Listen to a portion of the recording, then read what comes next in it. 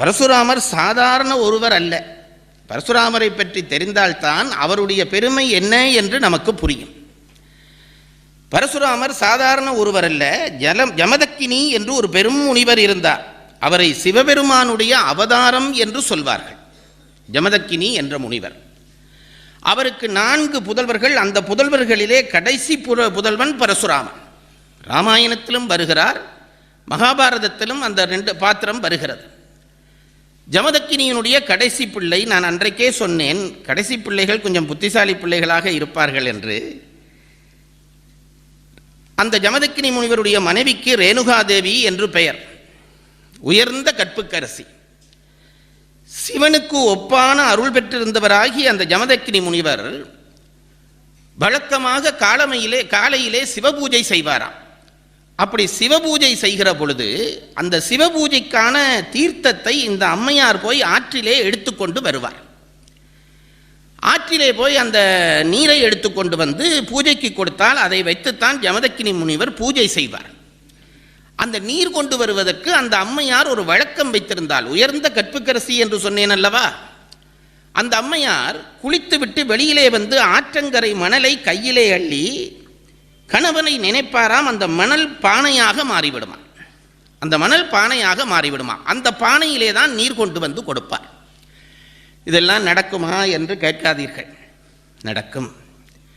நம்முடைய தமிழ் புலவர்கள் அத்தனை பேரும் ஒரு செய்தியை பதிவு செய்துவிட்டு போயிருக்கிறார்கள். நாம் அதை நம்ப தயாராக இல்லையே தவிர, இல்லாவிட்டால் எல்லா புலவர்களும் ஒரு செய்தியை சொல்வார்களா? அவர்கள் சொன்ன செய்தி என்னவென்றால், தன் கணவன் மேல் மட்டும் மனம் பதித்து வாழுகிற ஒரு பெண்ணினுடைய உணர்வுக்கு கட்டுப்பட்டு 5 பூதகங்களும் வேலை செய்யும் என்பது எல்லா புலவர்களும் சொல்லுகிற செய்தி. பெய்யன பெய்யும் மழை என்றான் திருவள்ளுவர்.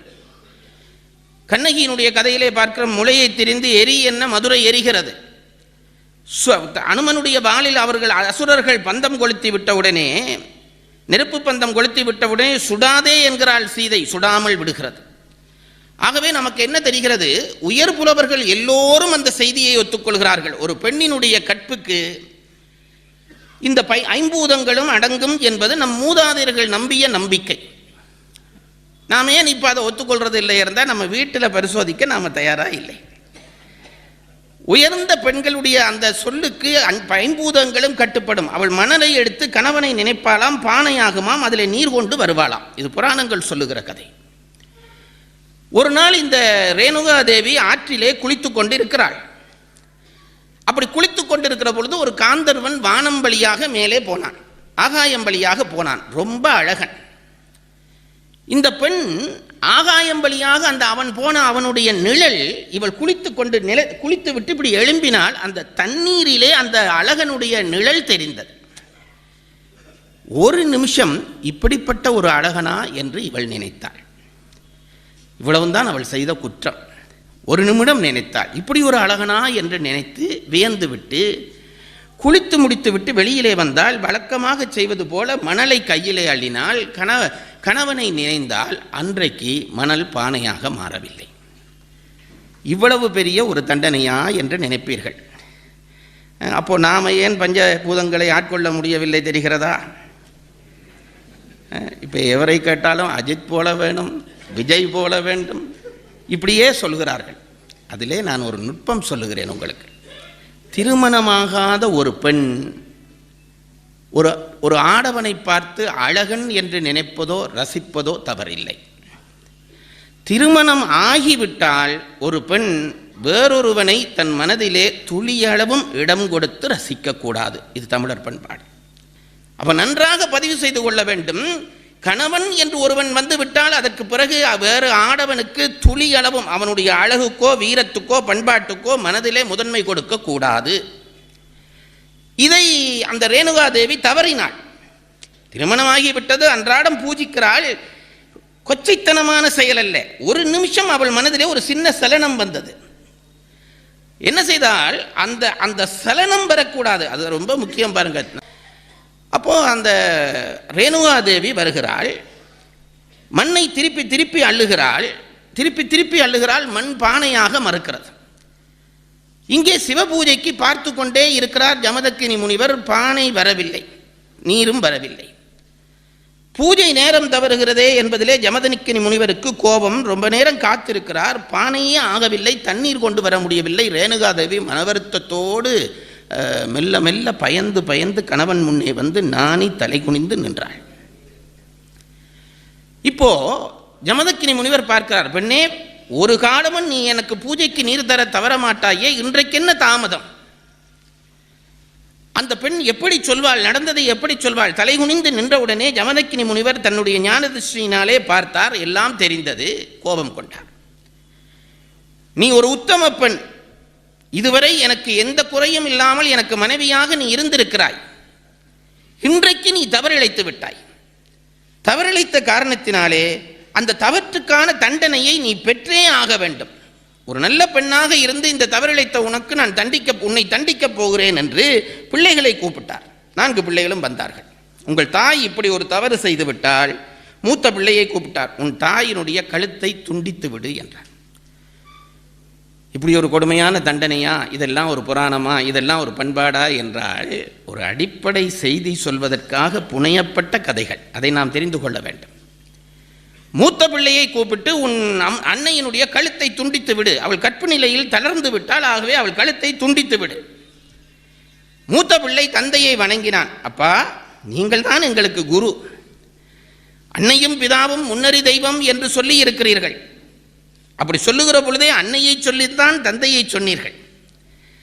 ஆகவே பெற்ற தாய், அவள் தாயிற் சிறந்த கோயிலும் இல்லை என்று நீங்கள் தான் சொல்லிக் கொடுத்தீர்கள். பெற்ற தாயினுடைய கழுத்தை வெட்டலாமா? அந்த பாவத்துக்கு நான் ஆளாக மாட்டேன் என்று அவன் மறுத்துவிட்டான்.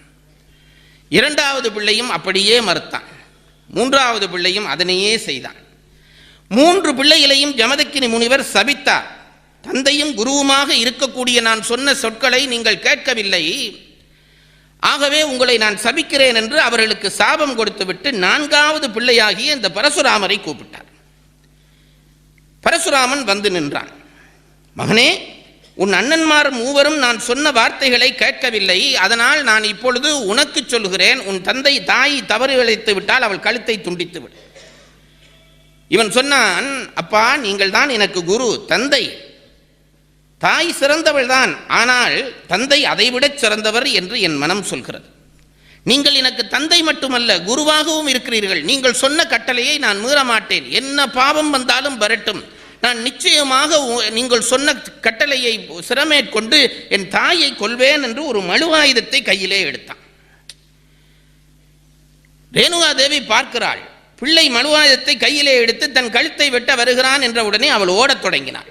உயிருக்கு பயந்தல்ல, தன்னை கொன்று பிள்ளை பாவம் தேடு விடுவானே என்ற அச்சத்தினாலே அவள் ஓடத் தொடங்கினாள். பிள்ளை துரத்துகிறான், அவள் ஓடுகிறாள். இப்படியே போனால் ஒரு பறையர் சேரி வந்தது. அந்த சேரிக்குள்ளே ஒரு குடிசை வீடு. அங்கே ஒரு ஆடவனும் பெண்ணும், அந்த இனத்தைச் சேர்ந்த ஆடவனும் பெண்ணும் இருந்தார்கள். ரேணுகாதேவி போய் கதவை தட்டினால் அவர்கள் வெளியே வந்தார்கள்.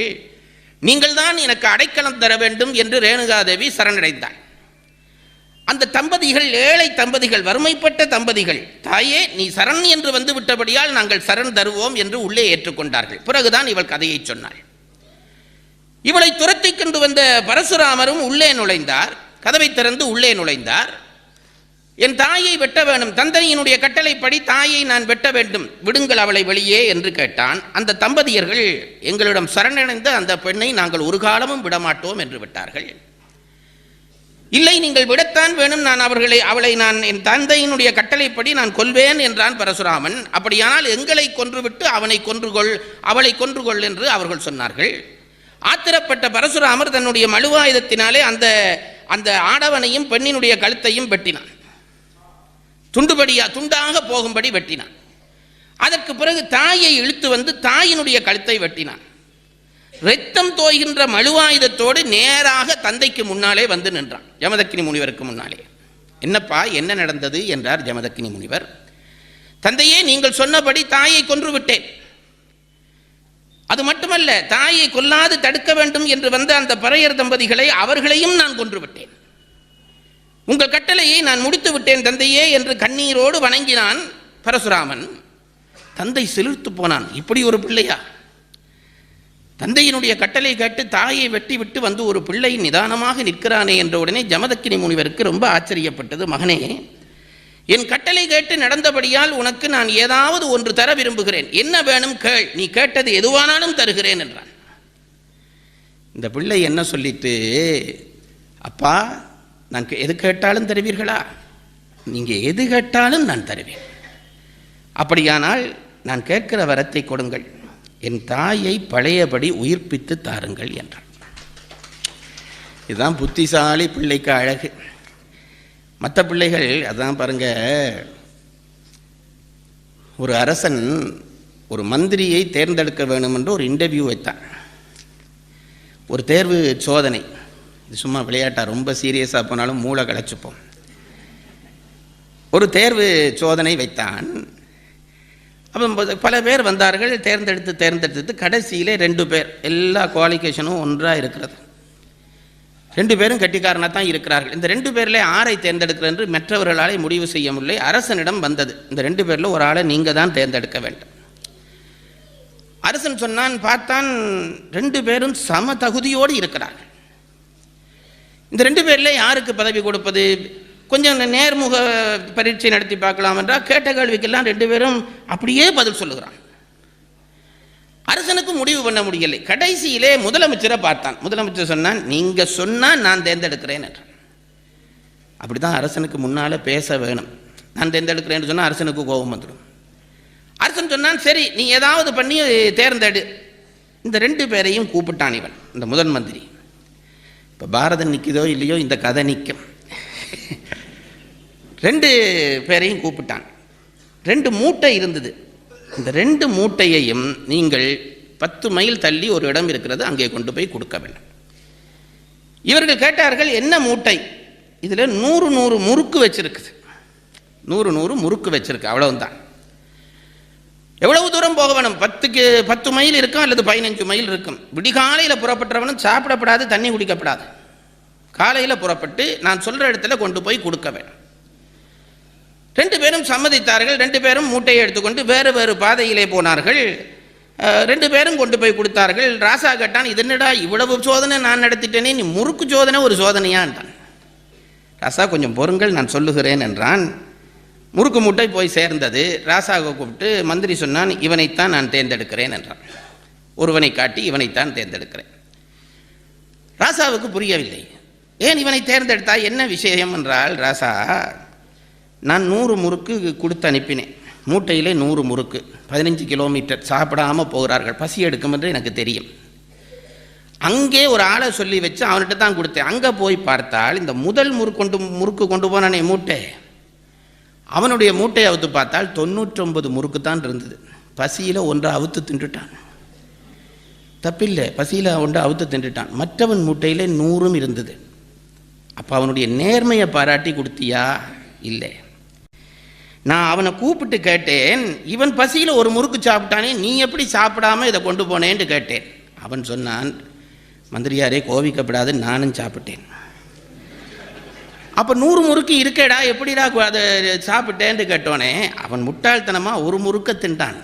நான் ஒவ்வொரு முறுக்கிலும் ஒவ்வொரு துண்டு உடைச்சு சாப்பிட்டேன். முறுக்கு 100ஆக போச்சு, சாப்பாடும் எனக்காய். இதுதானே புத்திசாலித்தனம். அப்பா சொன்னதை செய்யாமல் மற்ற 3 பிள்ளைகளும் சாபம் ஏற்றார்கள். இவன் அப்பா சொன்னதையும் செய்துட்டு இந்த முறுக்கு திண்டவன மாதிரி அவர்கிட்டயே கேட்குறான், எங்கள் அம்மாவை உயிர்ப்பிச்சு கொடு, அம்மாவை உயிர்ப்பிச்சு கொடு. ஜமதக்கினி முனிவர் மகிழ்ந்தார். கமண்டலத்தை எடுத்து கொடுத்து, இந்த நீரை தெளித்து உன் தாயினுடைய கழுத்தை ஒட்டு, அவள் உயிர் வாழ்வாள். ரொம்ப ஆனந்தம் இந்த பரசுராமனுக்கு. அந்த அந்த அந்த கமண்டலத்தை கொண்டு ஓடுகிறான். தாயை உயிர்ப்பிக்க வேண்டும் என்ற அந்த ஆர்வத்திலே ஓடி போகிறான். ஓடி போனால் 3 சடலங்கள் விழுந்து கிடக்கின்றன. ஒன்று அந்த அந்த அவனை காத்த அந்த பறையர் தம்பதிகளுடைய சடலங்கள், ஒரு பெண்ணினுடைய சடலம், ஆணுடைய சடலம், தாயினுடைய சடலம். அம்மாவை உயிர்ப்பிக்க வேணும் என்கின்ற அவசரத்திலே, அந்த ஆர்வத்திலே இவன் ஓடி போய் தண்ணீரை தெளித்து ஒட்டினான். பிறகுதான் பார்த்தான், தாயினுடைய உடம்பிலே அந்த பறையர் பெண்ணினுடைய உடம்பிலே தாயினுடைய தலையை இவன் ஒட்டி விட்டான், மாறி ஒட்டி விட்டான். இப்ப எழும்பி நிற்கிறார், ஒரு உடம்பு ஒரு தலை. இவனுக்கு என்ன செய்வதென்று தெரியவில்லை. திரும்பி ஓடிப்போனான் அப்பாவிடம். அப்பா, இப்படி ஆகிவிட்டது அப்பா என்றான். மகனே, இனி ஒரு தரம் வெட்டியொட்ட முடியாது. அவள் மாறி ஒட்டப்பட்டு விட்டாள் அல்லவா, அவளை மாரியம்மன் என்று உலகம் இனி வணங்கும். எந்த பறையர்குல தம்பதிகள் அவளை காப்பாற்ற முயன்றார்களோ அவர்களே அவளுக்கான பூஜை உரிமையை பெறுவார்கள் என்று வரம் கொடுத்தார்.